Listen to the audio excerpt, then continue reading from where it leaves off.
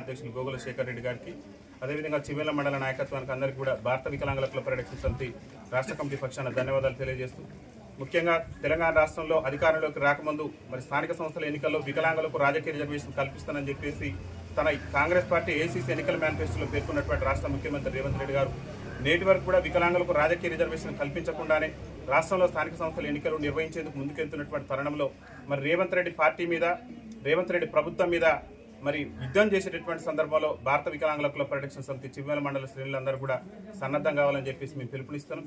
ముఖ్యంగా ఏదైతే స్థానిక సంస్థల ఎన్నికల్లో రాజకీయ రిజర్వేషన్ కల్పిస్తానని చెప్పేసి ఏఐసీసీ ఎన్నికల మేనిఫెస్టోలో పేర్కొన్నటువంటి ఈ చేయి పార్టీ ముఖ్యమంత్రి రేవంత్ రెడ్డి మరి వికలాంగులకు రాజకీయ రిజర్వేషన్ కల్పించకుండా వికలాంగుల సమాజాన్ని విస్మరిస్తున్నటువంటి నేపథ్యంలో చేయి పార్టీని అంతం చేసేందుకు ఈ చివ్వేల మండల శ్రేణులందరూ కూడా సన్నద్ధం కావాలి. చేయి పార్టీ మీద యుద్ధం చేసేందుకు కూడా మీరు అందరూ సిద్ధం కావాలి. రాజకీయ రిజర్వేషన్ కల్పించేంత వరకు కూడా రేవంత్ రెడ్డి ప్రభుత్వం మీద మనందరం కూడా పెద్ద ఎత్తున సిద్ధం అయ్యేందుకు ఈ చివ్వేల మండలం నుంచి శ్రేణులందరూ కూడా సన్నద్ధం కావాలని చెప్పేసి భారత వికలాంగుల కుల పరిరక్షణ సమితి రాష్ట్ర కమిటీ పక్షాన మేము విజ్ఞప్తి చేస్తున్నాం.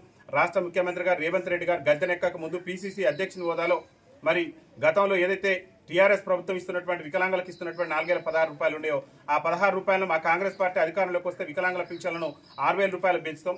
అదేవిధంగా ఆర్టీసీలో వికలాంగులకు 100% రాయితీతో ఉచిత ప్రయాణ సౌకర్యం కల్పిస్తాం. అదేవిధంగా రాష్ట్రంలో వికలాంగుల మీద దాడులు పెరిగిపోయినాయి. వికలాంగుల అట్రాసిటీ చట్టాన్ని రాష్ట్రంలో సమర్థవంతంగా అమలు చేసి వికలాంగులకు రక్షణ కల్పిస్తాం. అదేవిధంగా రాష్ట్రంలో వికలాంగుల బ్యాక్లాగ్ ఉద్యోగాలను భర్తీ చేస్తాం. అదేవిధంగా రాష్ట్రంలో వికలాంగుల సంక్షేమ శాఖను మరి ప్రత్యేక శాఖ గుర్తించి ప్రత్యేకమైనటువంటి అధికారులను నియమిస్తామని చెప్పేసి అనేకమైనటువంటి హామీలు తన కాంగ్రెస్ పార్టీ ఏఐసీసీ ఎన్నికల మేనిఫెస్టోలో ఏమో స్థానిక సంస్థల రిజర్వేషన్ ఇస్తా అన్నాడు. అసెంబ్లీ ఎన్నికల మేనిఫెస్టోలో పింఛన్ 6,000 పెంచుతా, అన్ని హామీలు కూడా నెరవేరుస్తా అని చెప్పేసి మరి హామీలు ఇచ్చిండు. దాదాపు ముఖ్యమంత్రిగా బాధ్యతలు చెప్పాడు రేవంత్ రెడ్డి గారు. 20 నెలలు పూర్తిగా వస్తుంది.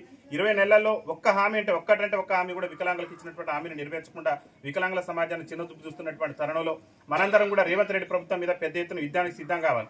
ఎందుకంటే ఇవాళ కామారెడ్డి డిక్లరేషన్ లో ఏదైతే బీసీ డిక్లరేషన్ కామారెడ్డిలో ప్రకటించారో ఆ ప్రాతిపదికన బీసీలకు 42% రిజర్వేషన్ కల్పించేందుకు రేవంత్ రెడ్డి ప్రభుత్వం చర్యలు తీసుకుంటుంది. దాన్ని భారత వికలాంగుల కుల పరిరక్షణ సమితి రాష్ట్ర కమిటీ పక్షాన ముఖ్యమంత్రి గారిని అభినందిస్తున్నాం. కానీ స్థానిక సంస్థల ఎన్నికల్లో వికలాంగులకు రిజర్వేషన్ కల్పిస్తామని చెప్పేసి మీరే ఏఐసీసీ ఎన్నికల మేనిఫెస్టోలో పెట్టారు. ఇలా దాదాపు మీరు అధికారంలోకి వచ్చి 20 నెలలుగా వస్తుంది. 20 నెలల్లో వికలాంగులకు ఇస్తానన్నటువంటి 6,000 రూపాయలు పెన్షన్ ఇవ్వలేదు. స్థానిక సంస్థల ఎన్నికల్లో వికలాంగులకు రిజర్వేషన్ కల్పిస్తానని చెప్పేసి ఒక పక్క బీసీలకు ఇస్తూనే వికలాంగుల సమాజాన్ని విస్మరించేటటువంటి ప్రయత్నం చేస్తున్న సందర్భంలో వికలాంగులు కూడా స్థానిక సంస్థల ఎన్నికల్లో రిజర్వేషన్ ఇవ్వాలి.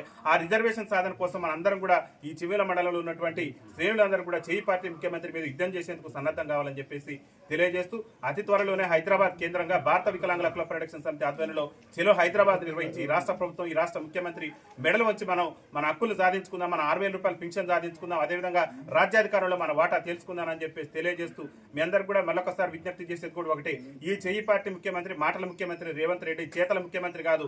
ఎందుకంటే ఈ సమాజంలో అట్టడుగు నుండి దుర్భర జీవితాలు గడుపుతున్నటువంటి మన వికలాంగులకు ఇచ్చినటువంటి ఏ ఒక్క హామీని కూడా నెరవేర్చలేదు. ఇవాళ మహిళలకు ఉచిత రవాణా సౌకర్యం కల్పించడం సంతోషమే, కానీ వికలాంగులకు కూడా ఉచిత రవాణా సౌకర్యం కల్పిస్తానని రేవంత్ రెడ్డి పార్టీ రేవంత్ రెడ్డి ఎన్నికల మేనిఫెస్టోలో పేర్కొన్నారు. కానీ మహిళలకు ఇచ్చి వికలాంగులకు ఇవ్వలేదంటే రేవంత్ రెడ్డి వికలాంగుల సమాజాన్ని కించపరుస్తున్నట్టే కదా.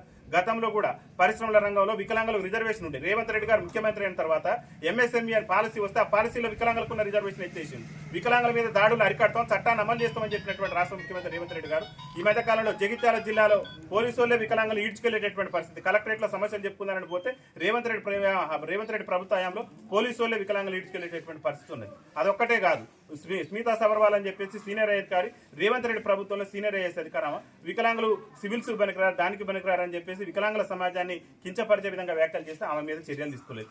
రేవంత్ రెడ్డి ఒక్క హామీ కూడా అసెంబ్లీ ఎన్నికల ముందు వికలాంగుల సమాజానికి ఇచ్చిన ఏ ఒక్క హామీని కూడా నెరవేర్చకుండా మన సమాజాన్ని చిన్న చూపు చూస్తున్నారు. కాబట్టి ఇలా ఓట్ బ్యాంక్ పరంగా కూడా తెలంగాణలో మనం బలంగా ఉన్నాం. 30 లక్షల మంది వికలాంగులు ఉన్నాం, 21 రకాల మంది వికలాంగులు ఉన్నాం. మనందరం కూడా చైతన్యం అయితే రేవంత్ రెడ్డి ప్రభుత్వాన్ని గద్దెదించడం కూడా మనతోనే సాధ్యం అవుతుంది. కాబట్టి రాబోయే స్థానిక సంస్థల ఎన్నికలు వికలాంగులకు రిజర్వేషన్ కల్పించిన తర్వాతనే ఈ రాష్ట్ర ముఖ్యమంత్రి రాష్ట్రంలో స్థానిక సంస్థల ఎన్నికలు నిర్వహించాలి.